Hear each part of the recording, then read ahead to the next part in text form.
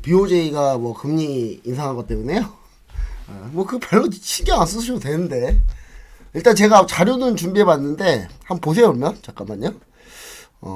일단 자, 오늘 BOJ가 마이너스 금리 끝내고 17년 만에 금리 인상했습니다. 금리 인상했는데 내용은 요래요. 기준금리 0.1% 20bp 정도 금리 인상했고요. 자, 10년 국채에 적용된 수익률 제어 정책인 YCC 폐지했습니다. 이거 수익률 곡선 정책인데 이거 뭐 자세한 얘기 들으면 여러분 머리 아프니까 왜 폐지했다. 자, 그다음 ETF 및 리츠 매입 중단했고 CP와 같은 회사채의 매입 규모 점진적으로 축소하겠다. 뭐 이런 내용이에요. 이런 내용인데 이런 대로 중단한다. 또 근데 이제 이런 내용인데 중요한 건 뭐냐? BOJ가 금리 인상했다 그래서 별 달라지는 게 없다. 그냥 그렇게 생각하시면 돼요. 왜냐? 보면은 이제 이런 거 생각하시는 분 계세요. 뭐냐면 이제 달러에 엔화가 차지를 많이 하는데 보면 13.60% 달러 인덱스에서 차지하거든요. 근데 그렇게 되면은 결국은 뭐 달러가 약해지는 거 아니야? 그러니까 일본이 기준금리를 올리면은 금리 올리면은 엔화가 강세가 되잖아요. 그쵸? 엔화 강세가 되면은 엔화 강세가 되는 부분 때문에 뭐 일본 뭐 달러 약세되는 부분 때문에 결국 우리나라 원화도 다시 강세가 되는 그런 흐름으로 가지 않을까 뭐 이런 생각도 하시는데 저 별로 크게 영향이 별로 없다. 자, 이렇게 얘기 드리고 싶어요. 왜냐하면 ETF하고 리츠 매입 중단 이거 작년 10월부터 했어요. 이미 작년 10월부터 했던 거고 작년 10월부터 약간 뉘앙스는 풍겼잖아요. 계속 그리고 지금 금리 레벨 상태가 요래요. 일본 마이너스 금리 정책 해제하면서, 요거는 삼성증권 자료인데, 요런 식으로 이제 바뀐 거예요. 0.1% 내에서 왔다 갔다 하는, 뭐, 요 정도 수준이라서, 오늘 사실 뭐 이렇게 됐으면 사실 뭐 엔화 폭등하고 했어야죠. 예. 엔화 폭등은 커녕 개뿔. 그렇잖아요. 그쵸? 그리고 일본 절대로 극경하게 금리 못 올립니다. 왜냐? 자, 일본이 금리 인상하게 되면 엔화가 강세가 되죠. 왜냐하면 일본의 은행들이나 이런 데가 이제 금리가 올라가기 시작하면 내금금리 올라가면 은행으로 돈 들어가고 대출금리 올라가면 대출 받는 게 조금 덜해지고 그러다 보면 시장에 있는 자금이 줄어들잖아요. 줄어들면 자꾸 그 나라 통화폐는 강해집니다. 강해지는데 엔화가 그럼 강세가 된다고 하면 그럼 달러가 약세가 되고 달러가 약세가 되면 원화 강세 이렇게 가는 거 아니야? 라고 하는데 일본이 엔화를 그렇게 빨리 못 올립니다. 절대로. 절대로 왜 못 올리냐? 일본 2023년 일본 GDP 성장률 중에 27%는요. 일본 해외여행객 일본 내 지출이에요. 그러니까 일본에 해외여행 간 사람들이 일본 GDP 전체 성장의 약 27%를 거기서 소비하면서 일본 경제를 한 4분의 1을 올렸단 말이에요. 근데 여기서 엔화를 강세로 만든다? 그러면 일본 놀러 가는 게 좀 덜해지죠. 가도 좀 덜 쓰고. 그렇죠?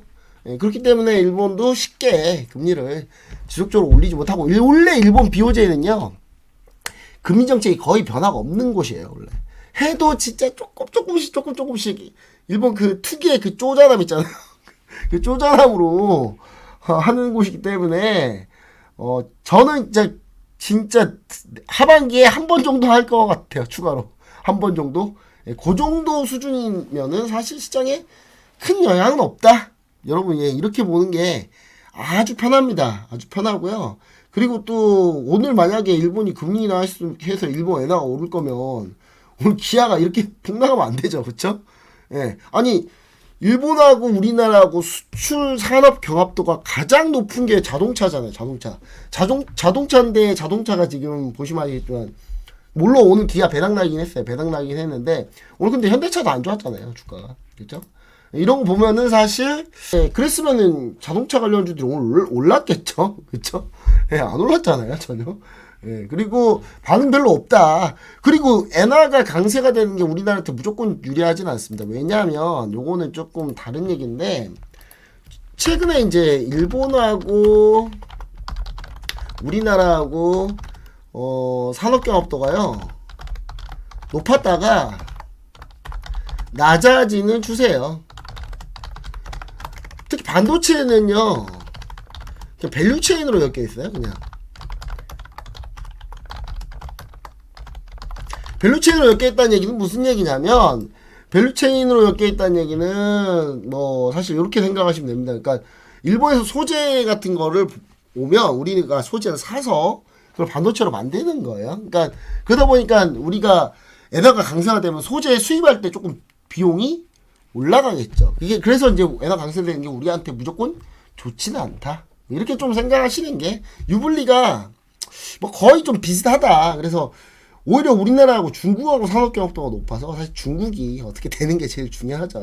그다음에 뭐 그런 형태로 현재 진행되고 있습니다. 그래서 일본의 금리 인상 이슈가 뭐 크게 뭐 시장에 크게 영향을 뭐 발휘하거나 뭐 그럴 것 같지는 않아요. 그래서 여러분들이 뭐 크게 신경 안 쓰셔도 되고 관련 종목들 뭐 유불리를 따지려면 뭐 자동차는 약간의 호재는 있겠죠. 호재는 있겠는데 뭐 그거 이외에 뭐 특별한 건 없는 것 같고 특별하게 뭐 추가로 하자면 조선주 정도? 예, 일본 안 그래도 조선 안 좋은데 예, 직격탄 맞게 생겼죠. 예, 예, 그리고 뭐 조선주 정도 우리나라 조선주도 얘기는 할 얘기는 제가 또 따로 있으니까 뭐 다음 시간에 제가 또 얘기 드리면 될 것 같고 그렇게 한번 정리를 한번 해보시면 좋을 것 같습니다.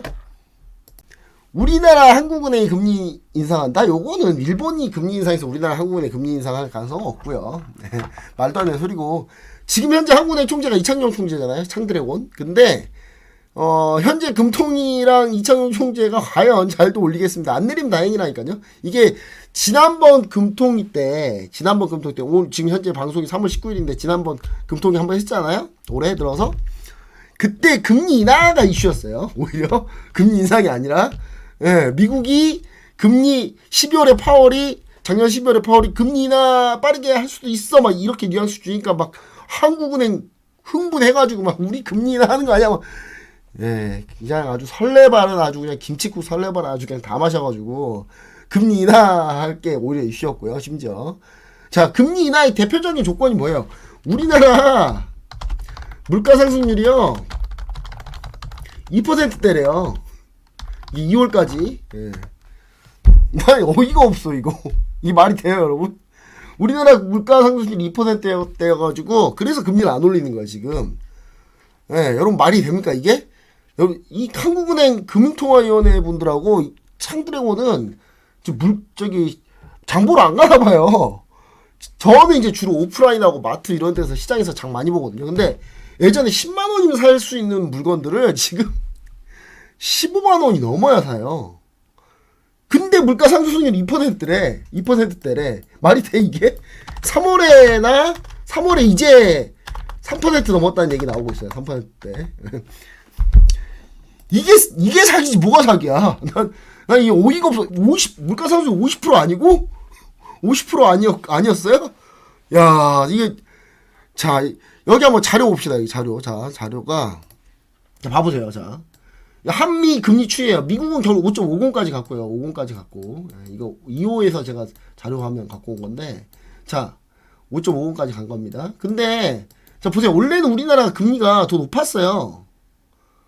더 높았다가 미국이 금리 올리려고 할 때쯤 우리나라 금리가 더 높아가지고 그래서 미국의 급격한 인하에 대응할 수 있겠다라고 했는데 이때 우리나라 금리를 안 올려버려요. 거의 미국이 추월해버리죠. 바로. 이때부터 뭐가 시작됐어요? 엄청난 원화 약세가 시작됐습니다. 원화 약세. 이 원화 약세가 끝나지 않고 있는 거예요. 지금 아직도. 생각을 해보세요. 여러분. 미국이 금리가 더 높은데 뭐 미쳤다고 미국 투자자들 글로벌 투자자들이 미국에 투자하지 우리나라에 왜 투자합니까? 생각을 해보세요. 그러니까 우리나라에 외국인 투자자들이 더 들어올 것도 안 들어온다는 거예요. 지금 원래 지금 금리 역전된 지 한참 됐죠. 자, 우리나라 금리 여기서 왜 안 올리냐면 미국 금리 우리 물가 안 높다 이거예요. 뭐가 안 높았어요? 엄청나게 높았구만. 그리고 막말로 지금 왜 금리 못 올려요? 뻔하잖아요. 예, 강남, 송파, 소초, 강남 3구하고 마용산 여기 사람 금리 올린 거 싫어하잖아요. 왜 싫어해? 부동산 때문에. 부동산 떨어질까봐 부동산 가격 떨어질까봐 금리 못 올리잖아요 지금. 물가 포인트가 최우선이지. 야, 저는 이런 금통이 처음 봤어요. 저는 물론 한국은행 총재가 금리를 다 결정하는 거 아닙니다. 물론 정부에서 임명한 금융통화위원회 분들이 있어요. 근데 그렇다 하더라도 지금 현재 상황을 정확하게 직시하고 판단해서 통화정책을 했었어야 되는데 결국 그 통화정책이 결과가 뭐야? 실패했잖아요 지금. 실패했잖아요. 경제 성장 더 떨어지고 지금 환율은 안 잡히고 환율 안 잡혀서 수입 물가 올라가지고 수입 물가 때문에 물가 상승률이 더 올라갔는데 물가 상승률이 2%래. 이게 말이 되냐고 이게.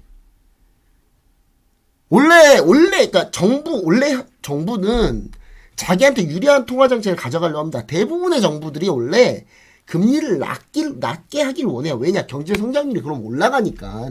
그럼 내가 정권을 딱 끝났을 때 경제 성장률이 높게 나오면 좋잖아요.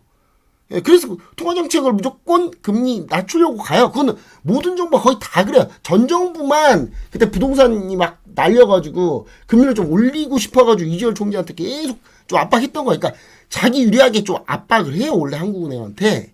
근데 한국은행 독립된 기구잖아요. 독립된 기구니까 한국은행 알아서 하면 되는데 중립적으로 판단하면 되는데 지금 현재 한국은행 금통위는 전혀 중립적이지 않다.